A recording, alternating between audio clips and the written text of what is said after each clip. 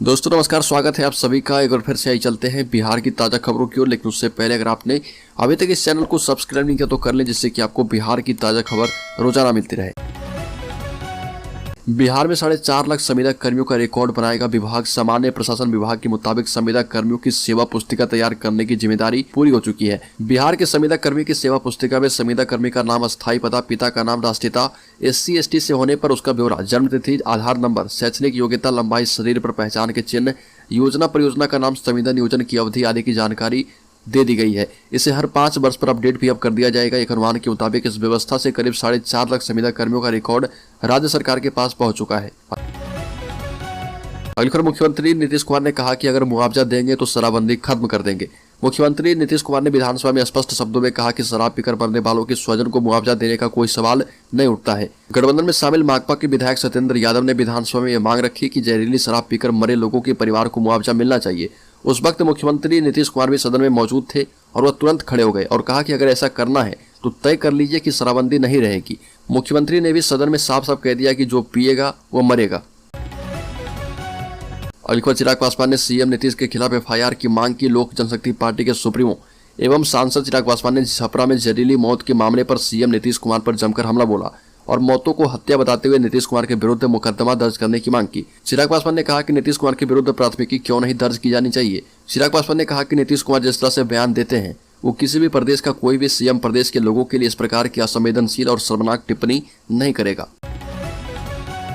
अलीखबर, बिहार के 71 लाख से अधिक किसान PM किसान सम्मान निधि से हुए वंचित। भारत के नियंत्रक और महालेखा परीक्षक की रिपोर्ट के मुताबिक केंद्र सरकार की महत्वाकांक्षी योजना PM किसान सम्मान निधि से बिहार के 71,45,065 लाभार्थी किसान सम्मान निधि योजना से वंचित हो गए। बिहार विधानमंडल के समक्ष भारत के नियंत्रक एवं महालेखाकार का लेखा परीक्षा प्रतिवेदन प्रस्तुत कर दिया गया है।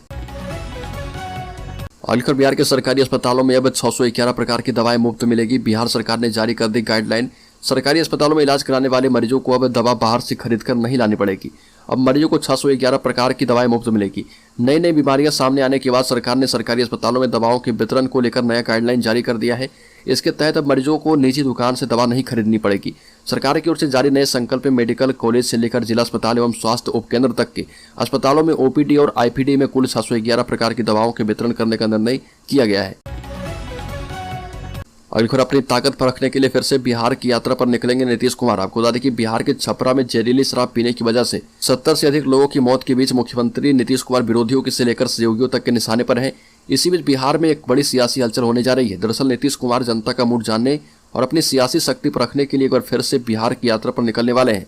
इस दौरान वो न केवल जनता से मिलेंगे बल्कि जदयू के साथ साथ गठबंधन के नेताओं और कार्यकर्ताओं से भी मुलाकात कर 2024 लोकसभा चुनाव के पहले नब्ज टटोलने की कोशिश करेंगे।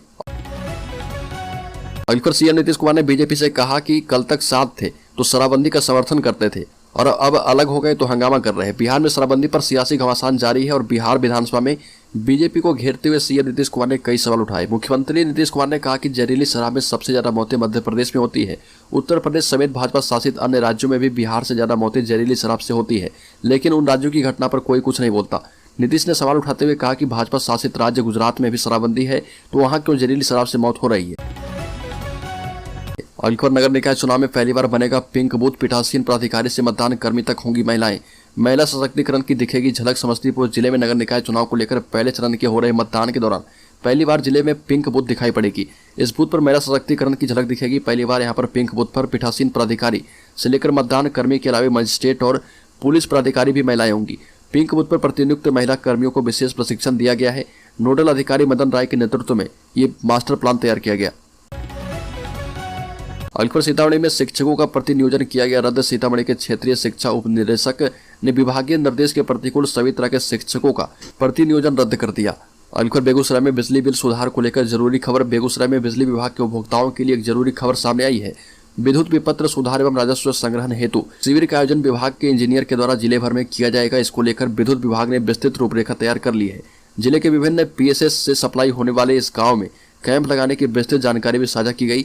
विद्युत आपूर्ति प्रशाखा ग्रामीण के सूजा में 22 दिसंबर को, मटिहानी विद्युत आपूर्ति प्रशाखा के रामदेरी 1 एवं 2 में 24 दिसंबर को विद्युत आपूर्ति की जाएगी। अलीखबर, सारण के बाद सिवान और बेगूसराय जिले में कई लोगों के जहरीली शराब पीने से मौत की घटना को लेकर भाजपा ने दोनों सदन का बहिष्कार कर राजभवन मार्च निकाला। भाजपा विधानमंडल दल के नेता विजय सिन्हा और विधान परिषद में प्रतिपक्ष के नेता सम्राट चौधरी के नेतृत्व में आयोजित मार्च में पार्टी के विधायक और विधान पार्षद शामिल हुए। राज्य सरकार के खिलाफ राजभवन में जाकर पार्टी नेताओं ने राज्यपाल फागू चौहान को ज्ञापन सौंपा। दोनों नेताओं ने हाईकोर्ट जज की अध्यक्षता में जहरीली शराब कांड की जांच के लिए कमेटी गठन करने की मांग की। सम्राट चौधरी ने कहा कि राज्य में शराबबंदी कानून की प्रशासनिक विफलता के कारण शराब की धड़ल्ले से बिक्री हो रही है, जिस पर सरकार का कोई नियंत्रण नहीं है। और बिहार में जहरीली शराब पीने से हुई मौतों का आंकड़ा और भी बढ़ गया। यहाँ अब तक 67 लोगों की मौत हो चुकी है। सारण जिले में जहरीली शराब पीने से हुई मौतों के मामले में कई खुलासे भी हो रहे हैं। बताया जा रहा है कि जहरीली शराब को बनाने के लिए थाने में जब्त हुई स्प्रिट का इस्तेमाल किए जाने की आशंका है। हालांकि अभी जांच जारी है और जहरीली शराब कांड में प्रशासन के द्वारा इसे छुपाने का किस प्रकार का खेल खेला जा रहा है, इसका अंदाजा इसी से लगाया जा सकता है कि अब तक 67 लोगों की मौत हो चुकी है, लेकिन पोस्टमार्टम सिर्फ 34 लोगों का कराया गया। अल्कोहल शराब पीने से मृत लोगों को मुआवजे पर हुआ बवाल। सीपीआई ने कहा कि मुआवजा मिलना चाहिए और यही राजधर्म है। माले और बीजेपी भी मुआवजा देने को कह रही। बिहार में जहरीली शराब पीने से दर्जनों लोगों की मौत हो गई है। मुख्यमंत्री नीतीश कुमार ने बिहार विधानसभा में कह दिया कि शराब से मौत मामले में किसी को 1 पैसा मुआवजा नहीं देंगे। इसको लेकर गठबंधन में बहस तेज हो गई है और गठबंधन का कहना है कि मरने वाला तो मर गया, अब उसका परिवार, उसकी पत्नी, उसके बच्चे भुगतेंगे। कई घरों में कमाने वाला चला गया है और बच्चे छोटे हैं, वो क्या खाएंगे। मुआवजा देने के पक्ष वालों का तर्क है कि सरकार इसलिए होती है कि न्याय करे, सरकार इसलिए नहीं होती कि शराब पिएगा तो मरेगा बोलना भर उसका काम हो। जो लोग मुआवजे का विरोध कर रहे हैं उनका तर्क है कि ऐसे मुआवजे से अराजकता फैल जाएगी। और शाहरुख खान की फिल्म पठान को लेकर हुए विवाद थमने का नाम नहीं ले रहा। फिल्म के गाने बेशरम रंग के खिलाफ कई जगह विरोध किया जा रहा है। इसी बीच बिहार के मुजफ्फरपुर कोर्ट में केस दर्ज किया गया है। आपको बताते चले कि आदित्य चोपड़ा निर्मित पठान फिल्म का गाना बेशरम रंग रिलीज होते ही विवादों में गिर गया। सोशल मीडिया पर इस गाने को लेकर बवाल मचा हुआ है। वहीं मुजफ्फरपुर के अधिवक्ता सुधीर कुमार ओझा ने मुख्य न्यायिक दंडाधिकारी की कोर्ट में फिल्म निर्माता अमित चोपड़ा, एक्टर शाहरुख खान, अभिनेत्री दीपिका पादुकोण समेत 5 लोगों पर धार्मिक भावना को ठेस पहुंचाने और अश्लीलता फैलाने का आरोप लगाते हुए मुकदमा दर्ज किया है। और बिहार में रसोईया कर्मी की फिर से हुई बैठक आयोजित। बिहार राज्य विद्यालय रसोईया संघ के बैनर तले प्रखंड के सरकारी स्कूलों में कार्यरत रसोईया कर्मी की बैठक आयोजित की गई। बैठक की अध्यक्षता रसोईया संघ के जिला सचिव मोहम्मद हैदर ने किया, जिसमें रसोईया की विभिन्न समस्याओं के साथ ही सदस्यता अभियान को लेकर आपस में चर्चा की गई। चर्चा के बाद कई निर्णय भी लिए गए और बैठक में भाग ले रहे भाकपा माले के प्रखंड सचिव मनोज पांडे ने कहा कि रसोईया के साथ शौचालय व्यवहार किया जा रहा, उन्हें केवल 1650 रुपये प्रति माह मानदेय दिया जाता है, जो कि सरासर अन्याय है। वह भी वर्ष के 12 महीने की बजाय 10 महीने का ही मानदेय दिया जाना काफी दुर्भाग्यपूर्ण है। सरकार अपने ही निर्धारित न्यूनतम मजदूरी दर का मखौल उड़ा रही है। सरकार की इस मजदूर विरोधी नीतियों के विरोध एवं रसोइयों को उनके हक एवं अधिकार दिलाने के लिए बिहार राज्य विद्यालय रसोईया संघ के बैनर तले आंदोलन को भी तेज किया जाएगा। और बिहार में फर्जी शिक्षकों पर गिरेगी गाज। 77,057 नियोजित शिक्षकों पर बर्खास्तगी के साथ लटकी एफआईआर की तलवार। शिक्षा विभाग के एक उच्च पदस्थ अधिकारी ने बताया कि विजिलेंस ब्यूरो ने शिक्षकों के विरुद्ध गांव-गांव जाकर कार्रवाई करेगी। विभाग ने मेधा सूची के आधार पर शिक्षकों के अंक पत्र की जांच करने का आदेश दिया है। साथ ही विभाग ने संबंधित नियोजन इकाइयों के सचिवों पर भी विभागीय कार्रवाई करने का फैसला किया है। इसके बारे में सभी जिला शिक्षा अधिकारियों को निर्देश जारी किया गया।